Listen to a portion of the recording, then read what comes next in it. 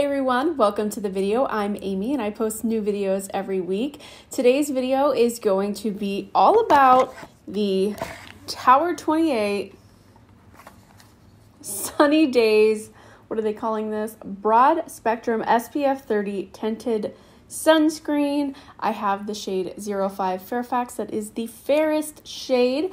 I have already tried this first impression style on my channel. If you haven't seen that, that is like my birthday haul, Sephora haul, try-on situation a couple videos back. I will link it here if you have missed that one. But today's video, we are going to be doing a 3-day foundation wear test. If you're new here, my 3-day foundation wear tests are where I try a foundation for 3 days. I try it in different ways, different powders, different primers, things like that. I wear it for the full day. We get a full wear test all 3 days.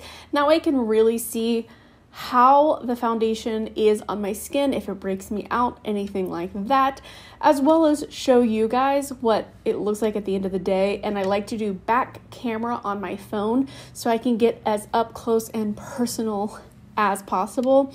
It's really hard, especially nowadays, to do natural light, but I do use just like bathroom light, which is like regular home light, which is what most people look like most of the time, I would think. So anyways, that's a big old spiel.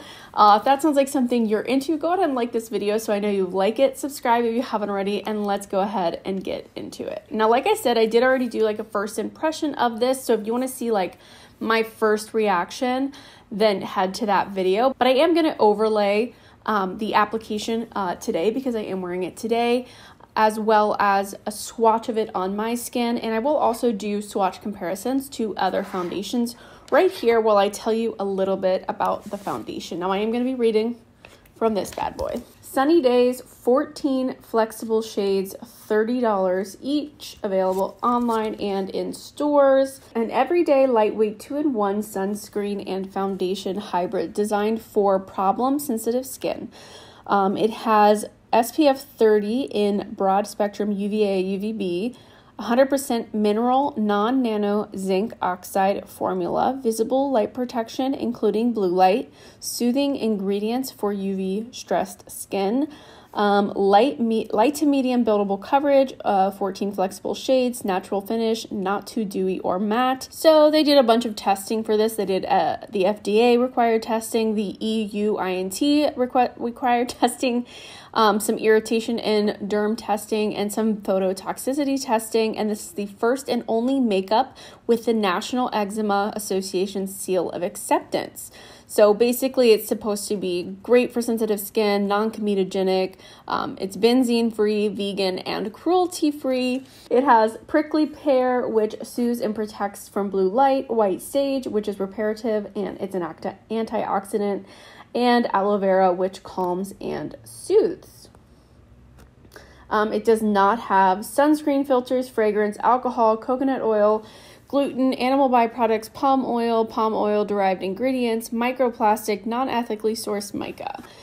You know, so basically this is supposed to be the greatest for everybody's skin, you know, kind of thing. So looking at the shades, I do feel like they did a really good job of actually caring about enough shades in their 14 shades, right? 14 shades, which normally 14 shades is going to be 14 light to medium shades, maybe one fair, maybe one darker.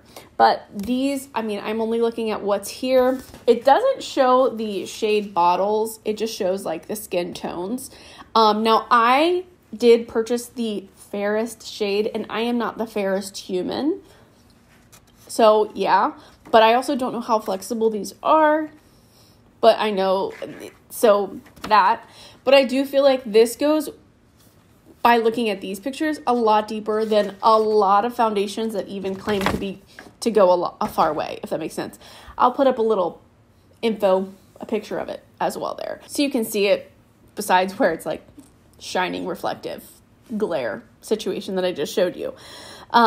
So now I'm going to go ahead and go into the wear tests. So we have the beginning of day 1.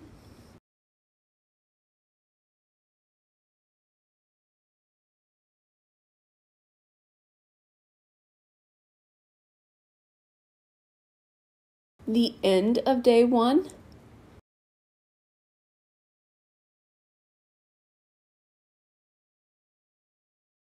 the beginning of day 2,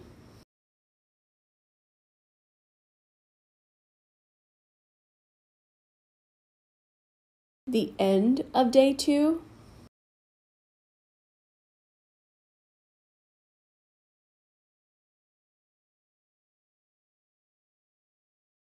the beginning of day 3, and the end of day 3.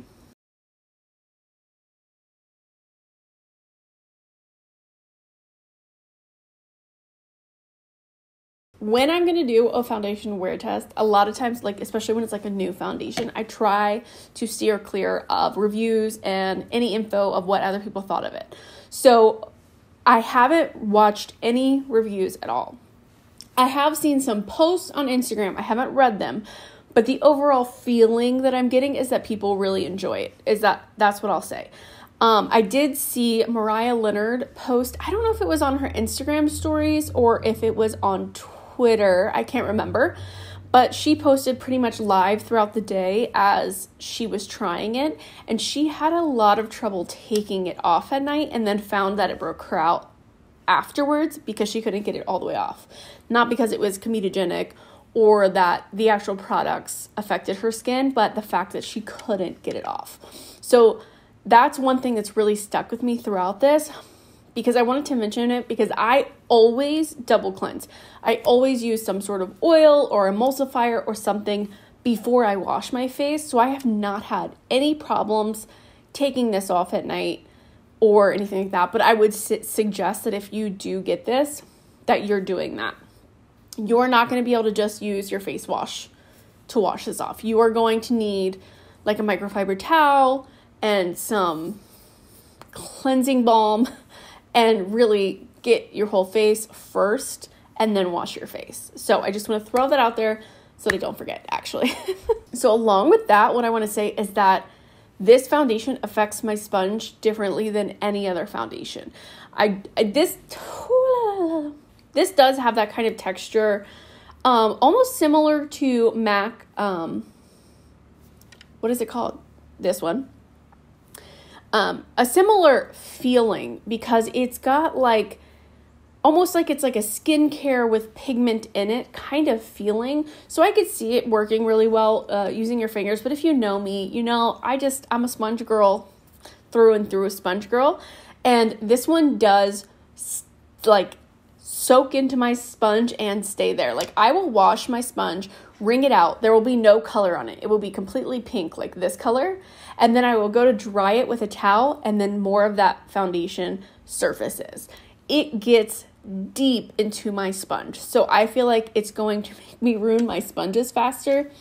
Just a little side note as well, speaking of like it being long wearing and such like that. I do think this is a really long wearing and really comfortable foundation. Like I'm wearing it right now. I've been wearing it for probably an hour, hour and a half, and it moves with your face. It's very, very comfortable. It's very lightweight, even though I think it does have more coverage than like that MAC Studio Radiance, that one. It definitely has more coverage than that. It is a good medium coverage. I don't think because of the finish that it really likes to be buildable, at least on my skin. I don't know, because it's kind of got like a very glowiness to it. I mean, I fully set my face with loose powder and pressed powder and used powder blush and powder bronzer today with no highlight. And I'm pretty like reflective. I don't know how to describe that. So to me, I think this is quite a glowy foundation, and I was kind of nervous thinking like I don't think anybody with like normal to oily skin would like it, but then I set it today with the loose powder, which is the first time that I've done that. I've used pressed powder throughout the wear test. Today's the first day that I put loose powder on, and I do think that people that had oilier skin types that prefer a glowier finish would really like this because it gives that nice soft glow, but it is very much set on my face. It doesn't transfer or anything like that. I don't find any issues with that. I would say for me, I just don't love how it looks super close up on my skin. Like, I think from afar, on camera, even like my mirror is barely even arm length away. You know what I mean? And I think it looks beautiful on my skin. But then when I get up close, I'm like, I can't really put my thumb on it, my finger on it. I don't know what the saying is. But there's just something about it that I don't love on my face. Where like some foundations I really do love on my face. A lot of them I don't, because it's foundation on your face, so it doesn't look natural. It's not going to look natural unless it is like MAC Studio Radiance, which has a very sheer coverage, looks really, really, really natural on your skin, you know? I think overall, in the grand scheme of things, most people would think that this looks good on their skin. Yeah. I have found that I tend to use this with my Glossier Future Dew, which I know is also a glowy thing, but it's like a thinner moisturizer. And I feel like the thing that I don't like about it is that it looks, sometimes up close, it looks almost a little bit powdery. So I feel like I need to moisturize. But if I over moisturize with a super dewy situation, then it's just like way too much. And this is a really nice thin serum-y moisturizer, which really calms down any like dryness or flakiness or powderiness to my actual face, so that this goes on really nicely. And then I have been pairing it with the e.l.f. Mint Melt just around my nose. I find that this is the best thing to get that area around my nose to really stick, like for foundation to really stick in there instead of creating some weird crumbly, crusty situation around my nose. $30 though?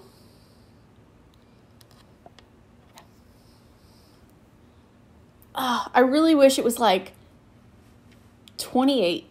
Even 28 feels better. Tower 28, $28 foundation.